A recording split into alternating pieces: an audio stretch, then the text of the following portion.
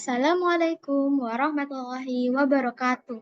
Perkenalkan, nama saya Ufida Hudaifa Sulhana Nidaa. Saya dari kelas 8C.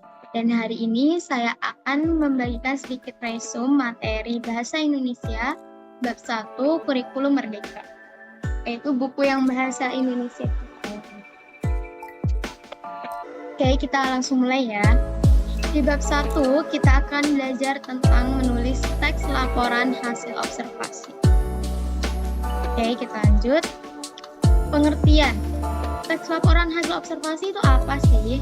Biasanya teks laporan hasil observasi itu disingkat dengan LHO, yang merupakan suatu teks yang berisi pemaparan mengenai hasil pengamatan.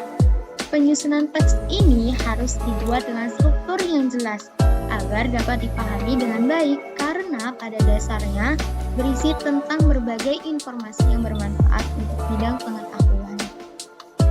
Lanjut, ciri-ciri teks laporan hasil observasi. Yang pertama, bersifat objektif.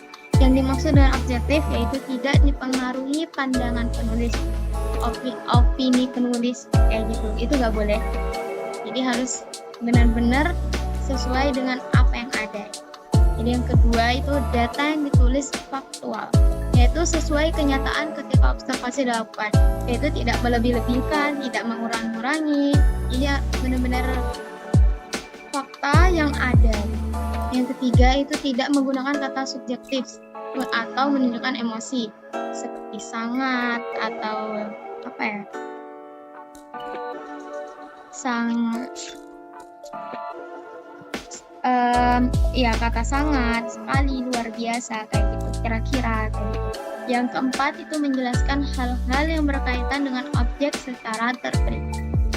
Lanjut, struktur teks laporan hasil observasi. Jadi menulis teks laporan hasil observasi itu gak sembarangan, gak asal-asalan, jadinya harus terstruktur yang jelas agar pembaca dapat memahami dengan baik. Yang pertama itu ada pembuka atau biasa juga disebut sebagai definisi umum.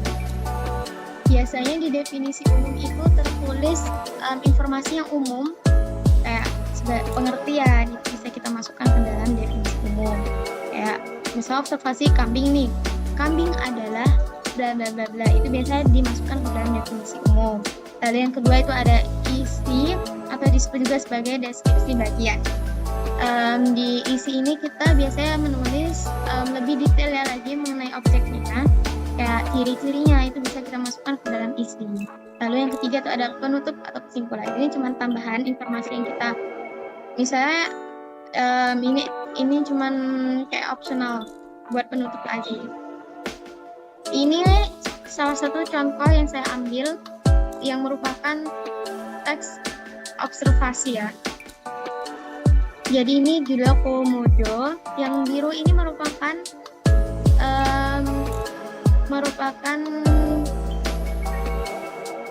teks merupakan pernyataan umum, yang kuning ini merupakan deskripsi bagian, lalu yang hijau ini merupakan deskripsi manfaat. Lanjut. Sebelumnya jelasin sedikit. Seperti di awal saya jelasin, jadi di pernyataan umum ini informasi yang umum-umum, yaitu kayak komodo adalah jenis reptil yang besar yang memiliki 4 kaki, terlihat seperti kadal, itu bisa kita masukkan ke dalam pernyataan umum. Sedangkan deskripsi bagian ini ciri-cirinya kayak mencapai tinggi rata-rata orang Indonesia atau sekitar 165 cm, panjang ekornya setara, panjang badannya sehingga membuat panjang total hewan ini menjadi sekitar lebih 3 meter kayak gitu. Kita bisa masukkan dalam deskripsi bagian.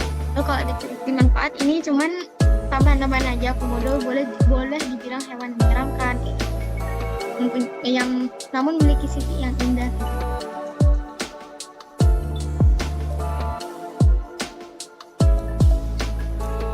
Next, ini ada teks eksposisi dan teks deskripsi. Teks eksposisi ini teks yang menjelaskan atau memaparkan tentang sesuatu dengan tujuan memberi informasi. Atau juga teks eksposisi ini juga biasanya berisi tentang ilmu pengetahuan.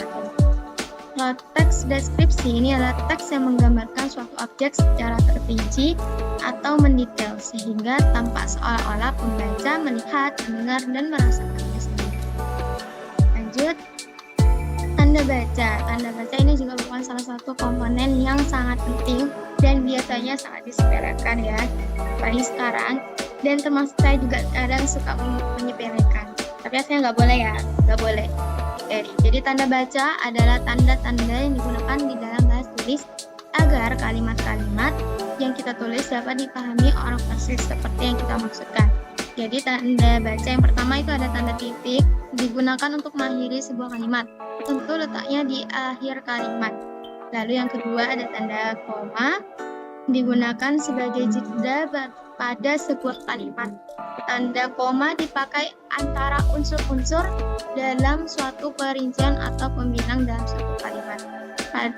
satu kalimat. Lalu yang ketiga ada tanda titik dua, yaitu digunakan pada akhir suatu pertanyaan lengkap jika diikuti rincian atau pemerian. Lalu yang terakhir ada tanda titik koma, yaitu digunakan untuk memisahkan bagian-bagian kalimat yang sejenis dan setara. Selanjutnya,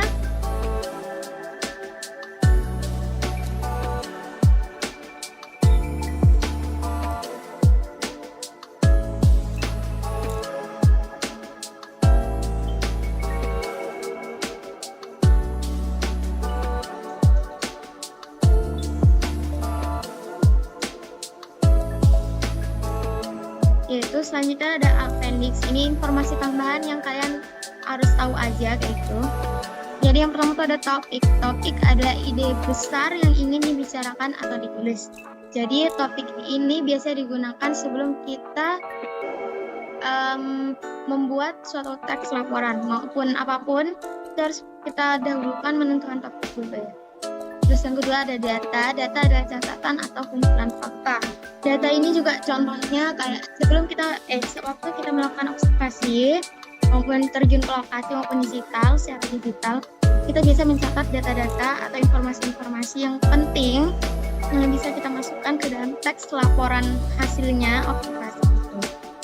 Jadi yang kita tulis biasanya bisa juga disebut sebagai data. Lalu yang ketiga ada gagasan utama. Gagasan utama adalah pokok bahasan yang dibahas suatu paragraf. Lalu yang terakhir ada kata serapan. Kata serapan adalah kata-kata yang berasal dari kata asing atau bahasa daerah, lalu digunakan dalam bahasa Indonesia. Nah, itu saja yang kita pelajari di bab 1, itu tentang menulis teks laporan hasil observasi. Sekian dari saya, selebihnya mohon maaf. Mohon maaf kalau ada salah kata atau ada yang kurang. Wassalamualaikum warahmatullahi wabarakatuh.